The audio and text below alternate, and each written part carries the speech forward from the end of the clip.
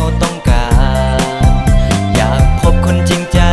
อยากมีไผที่จริงจังเข้ามาเติมพลังให้หัวใจคนมันใจลอยได้แต่บินลอยไปมาสุดท้ายก็ไม่หยุดอยู่ที่เจ้า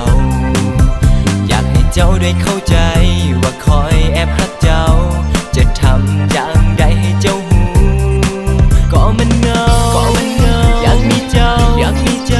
เข้ามาช่วยดูแลหัวใจจะทำอย่างไรเจ้าถึงจะได้หูว่ามีคนนี้กำลังคิดทั้งเจ้าอยู่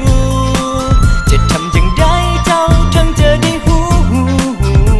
ว่าคอยคนนี้แอบคิดเธอ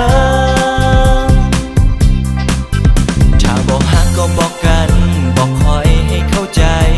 อย่าเหตุคือบ่สนใจส่งยิ้มให้เจ้าไป